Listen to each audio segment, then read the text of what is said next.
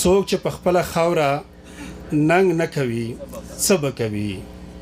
د سر دښمن سره چې جنگ نه کوي څه به کوي؟ او چې د رحمان په رحمني فکر روښانه نشي، منیر صاحب، چې د رحمان په رحمني فکر روښانه نشي، بیا د خوشحال توره چې شرنګ نه کوي څه به کوي؟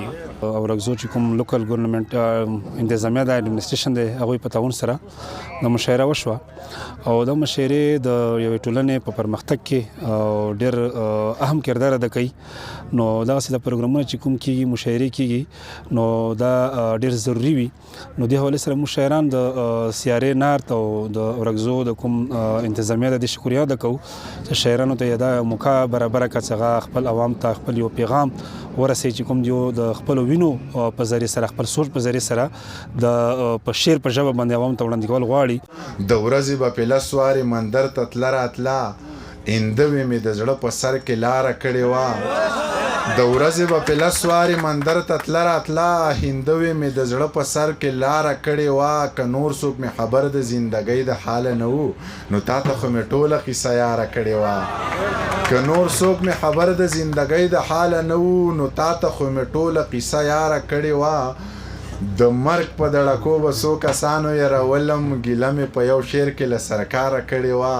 که یاد دې شي د پورې غره په سر د زړګي سره، ټپه مې درته څومره مزیداره کړې وه. نو داسې پروګرامونه مونږ ته پکار دي.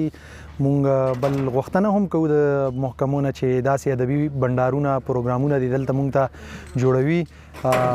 دې سره لکه په دې ولس کې چې کوم د ادبي مینه به راشي، د پښتو ادب سره به دوی پیژندګلو وشي. د هغې نه علاوه چې کوم دی دوی به خپل اتلان وپېژني، د پښتو ادب سره به دوی مینه پیدا شي. نو پکار دی ادارو نه زموږ دا خواست دی چې مونږ ته داسې ښایسته ښایسته محفلونه جوړوي. یا ګران وزیرستانه، پېښور، کابل، خیبره، په تا به امن بیرته راولمه مروره. نظم درته وایم، د نظم عنوان دی چې زه د امن په ارمان یم که ښکلی که بدرنګ یم، که کابل که د نورنګ یم خو یم که هر څنګه سپین که تور که غنمرنګ یم. همیشه خمار نشه یم، وایم جوړې د بنګ یم، په شنو شګو باندې پروت یم، سوچ کوم چې په پالنګ یم.